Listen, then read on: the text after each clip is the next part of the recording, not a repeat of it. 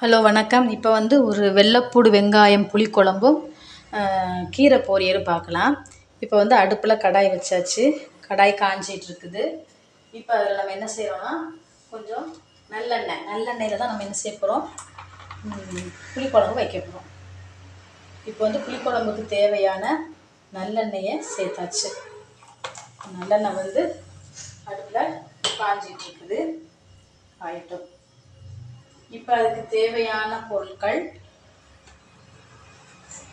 சின்ன வெங்காயம் உரித்து வச்சுருக்கிறேன், கொஞ்சம் வெள்ளைப்பூடு உரித்து வச்சுருக்கிறேன், ஒரு எலுமிச்சம்பழ அளவுக்கு புளிக்கரைசல் எடுத்து வச்சுருக்கிறேன்,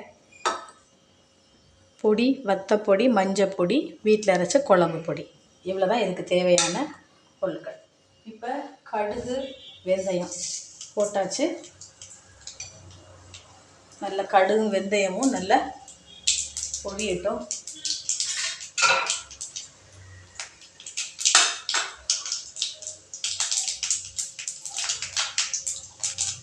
பொடிச்சிருச்சு. இப்போ வந்து வெள்ளைப்பூடு சேர்த்துக்கிட்டோம். அதுக்கடுத்து சின்ன வெங்காயம் சேர்த்தாச்சு. இது நல்ல எண்ணெயில் நல்லா வதங்கட்டும். வதம் போட்டு மற்ற எல்லா பொடி புளிக்கரைசல் எல்லாத்தையும் சேர்த்துக்கலாம். பாருங்கள், வெங்காயமும் தக்காளியும் நல்லா வதங்கிருச்சு. இப்போ நம்ம இது கூட நம்ம எடுத்து வச்சுருக்கிற பொடிகளை சேர்த்துக்கலாம். இப்போ பொடியெல்லாம் சேர்த்தாச்சு. பொடி சேர்ந்து நல்லா வதங்கட்டும். வெங்காயம் வெள்ளைப்பூடோடு சேர்ந்து நல்லா பொடியெல்லாம் நல்லா பச்சை வாடை போகிற அளவுக்கு நல்லா வேகணும்.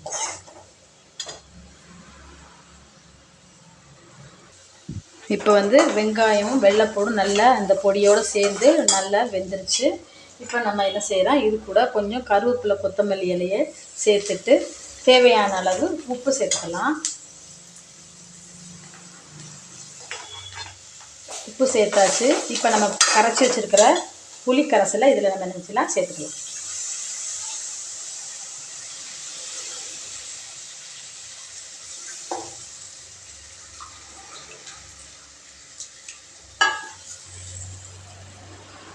நம்ம இன்னும் கொஞ்சம் தண்ணி கொஞ்சம் சேர்த்தோம்னா தான் இந்த குழம்பு வற்றி வரப்போ நல்லாயிருக்கும். கொஞ்சம் தண்ணி கூட சேர்த்துக்கலாம். அதுக்கப்புறம் குழம்பு நல்லா சுண்டி வரும்போது ஆயில் எல்லாம் பிரிஞ்சு மேலே வந்துடும். நல்லா லேகியம் மாதிரி இருக்கும். நம்ம சாதத்தோடு சேர்த்து இதுக்கு தேங்காய் எதுவுமே சேர்க்க வேண்டாம். இந்த குழம்பே நல்லா டேஸ்ட்டாக இருக்கும். அவ்வளோதான். இதை அப்படியே கொஞ்சம் வற்ற வச்சு நம்ம இறக்கிற வேண்டியதான். இப்போ குழம்பு வந்து வற்ற மட்டும்தான் செய்யணும். அவ்வளோதான், முடிஞ்சிருச்சு வேலை புளிக்குழம்புக்கு. அவ்வளோதான். இப்போ இதை வந்து கிண்டி விட்டு குழம்பு மட்டும் வற்றணும். அவ்வளோதான், இதோட வேலை முடிஞ்சிச்சு. அடுத்து வந்து நம்ம கீரையை வந்து எப்படி பொரிக்க போகிறோம் அதை பார்ப்போம். இப்போ கீரையை நல்லா கழுவிட்டு நல்லா கட் பண்ணி வச்சாச்சு. கீரையை கட் பண்ணி வச்சாச்சு. அதுக்கு தேவையான பொருட்கள்: கொஞ்சம் தேங்காய் திருவி எடுத்து வச்சுருக்கிறேன், சின்ன வெங்காயம் நல்லா கட் பண்ணி எடுத்து வச்சுருக்கிறேன், 2-3 காஞ்ச வத்தலை கட் பண்ணி வச்சுருக்கிறேன். இப்போ வந்து சட்டி அடுப்பில் வச்சாச்சு. எண்ணெயை ஊற்றுறோம். சட்டி காஞ்சிட்ருக்குது. இப்போ இதுக்கு கீரைக்கு தேவையான எண்ணெயை சேர்த்தாச்சு. அவ்வளோதான். எண்ணெய் காயட்டும். கடுகு எல்லாம் போட்டு கீரை ரெடி பண்ணிக்கலாம். இப்போ எண்ணெய் காஞ்சிருச்சு. அது கூட கொஞ்சம் கடுகும் சீரகத்தையும் போட்டு அந்த ஆயிலில் நம்ம என்ன செஞ்சுக்கலாம், பொரிச்சிக்கலாம். அதோட காஞ்ச வத்தலையும் சேர்த்து பொரிச்சிக்கலாம். லைட்டாக ஒரு கிண்டிட்டு அதுக்கப்புறம் சின்ன வெங்காயத்தை அதில் சேர்க்கணும். அவ்வளோதான். சின்ன வெங்காயம் நல்லா வதங்க விட்டு நம்ம என்ன செஞ்சுக்கலாம், கீரையை சேர்த்துட்டு அதுக்கப்புறம் உப்பு தேவையான அளவு உப்பை போட்டுட்டு அதுக்கப்புறம் இறக்க போகிற நேரத்தில் தேங்காயை சேர்த்து இறக்கிக்கலாம். இப்போ பாருங்கள், வெங்காயம் நல்லா வத்தலோடு சேர்ந்து வதங்கிடுச்சு. இப்போ நம்ம என்ன செய்கிறோம், இது கூட கட் பண்ணி வச்சுருக்கிற கீரையை சேர்க்குறோம்.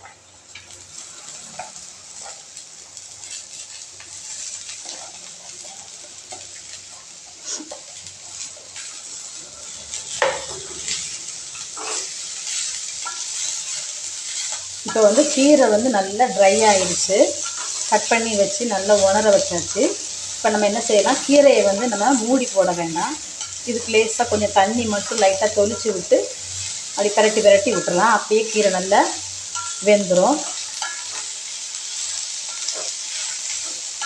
கீரை ஒரு பிரட்டிட்டு அதுக்கப்புறம் நம்ம கொஞ்சம் தண்ணி சேர்த்து மறுபடியும் அதை வேக வச்சுக்கலாம். இப்போ வந்து லைட்டாக கீரைக்கு தண்ணி தெளிச்சுக்கலாம். ஏற்கனவே நம்ம வந்து கீரையில் நிறைய அயன் தான் இருக்குது. நம்ம அயன் கடாயில் வேறு நம்ம செய்கிறோம். நமக்கு வந்து அயன் கண்டென்ட் வந்து நமக்கு நிறைய இதில் கிடைக்க வாய்ப்பு இருக்குது. கீரையும் அயன் கடாயிலும் செய்கிறதுனால நமக்கு வந்து அயன் நிறைய கிடைக்கும். நமக்கு நிறைய ஹீமோக்ளோபின் நிறைய உடம்புல சேரும். கீரை வேகட்டும். கொஞ்சம் தண்ணி தெளிச்சிருக்கோம்னா அந்த தண்ணியிலே வேகணும், அவ்வளோதான். கீரையை மட்டும் மூடி போடக்கூடாது. இன்னும் கொஞ்சம் நேரம் கழித்து கீரை வந்து கொஞ்சம் வற்றி வரும்போது நம்ம உப்பு போட்டு தேங்காய் துருவலை போட்டு இறக்கிக்கலாம். இப்போ வந்து கீரை கொஞ்சம் வெந்துருச்சு. இப்போ நம்ம தேவையான அளவு உப்பு போட்டுக்கலாம். கீரைக்கு வந்து உப்பு வந்து நிறைய போட வேண்டாம், ஏன்னா உப்பு வந்து ஏற்காது. கீரை வந்து உப்பு ரொம்ப ஏற்காது. அதனால் கொஞ்சமாக உப்பு தூவிக்கலாம். உப்பு தூவி அதை கொஞ்சம் பிரட்டி விட்டுட்டு அப்புறம் இறக்க போகிற நேரத்தில் நம்ம தேங்காயை சேர்த்துக்கலாம். கீரைக்கு வந்து சில நேரம் தேங்காயோட சீரகமும் சேர்த்து மிக்சியில் கிரைண்ட் பண்ணி கொண்டு வந்து சேர்த்துக்கலாம். அதை விட டேஸ்ட்டு வந்து துருவி தேங்காய் சேர்த்து பாருங்கள், கீரை அதை விட டேஸ்ட்டாக இருக்கும். துருவின தேங்காயோட சேர்த்து சாப்பிட இன்னும் நல்லாயிருக்கும். இந்த குழம்புக்கு, இந்த புளிக்குழம்புக்கு நல்ல நெய் வீட்டில் ஹோம்மேட் நெய் எடுத்து வச்சுருக்கிறேன். இந்த இருக்குது நெய் பாருங்கள், ஹோம்மேட் நெய். இதை நல்லா புளிக்குழம்புல ஊற்றி நல்ல கீரையை சேர்த்து சாப்பிடும்போது டேஸ்ட்டில் வேறு மாதிரி இருக்கும், நல்லாயிருக்கும். இப்போ வந்து கீரை வந்து உப்போடு சேர்ந்து வெந்துட்டு இருக்கட்டும். கீரை வந்து ரொம்பையும் வேக வைக்க வேணாம், ஏன்னா வேக வச்சா அதனுடைய நிறம் மாறிடுச்சுன்னா அப்புறம் அது வந்து கடுத்த மாதிரி ஆயிடும். அதனால் கீரை ஓரளவுக்கு இதில் வந்து சிகப்பு கீரையும் சேர்ந்துருக்கிறதுனால இவங்களுக்கு வந்து இந்த கீரை வந்து கொஞ்சம் கலர் வித்தியாசமாக தெரியுது. பச்சைக்கீரையும் சிகப்பு கீரையும் சேர்ந்துருக்குது. இப்போ வந்து உப்பு போட்டாச்சு. நம்ம தேங்காய் ஆட் பண்ணிக்கலாம். அவ்வளோதான், துருவின தேங்காவையும் சேர்த்தாச்சு. அவ்வளோதான், சேர்த்து 2 பிரட்டி எடுத்து வச்சுக்கலாம்.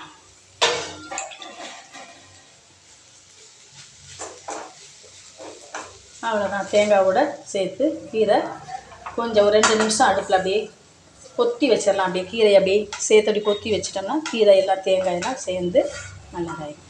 இங்கே பாருங்கள், புளிக்குழம்பு எப்படி கொதிச்சிட்ருக்குன்னு பாருங்கள்.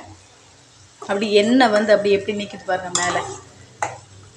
அவ்வளோதான், புளிக்குழம்பும் ரெடி ஆயிடுச்சு. இன்னும் கொஞ்சம் குழம்பு வற்றிடுச்சுன்னா இன்னும் இதை விட நல்லா டேஸ்ட்டாக இருக்கும். வெள்ளைப்பூடு, வெங்காயம் எப்படி வெந்திருக்கு பாருங்கள். வெங்காயத்தை வந்து கட் பண்ண வேண்டாம், அப்படியே முழுசாக வெங்காயத்தையும் வெள்ளைப்பூடையும் அப்படி முழுசாகவே என்ன செஞ்சுக்கலாம், உரித்து போட்டுக்கலாம். அவ்வளோதான், இதில் வேறு எதுவுமே சேர்க்கலாம். இவ்வளோதான், கீரை பொரியல் ரெடி ஆயிடுச்சு.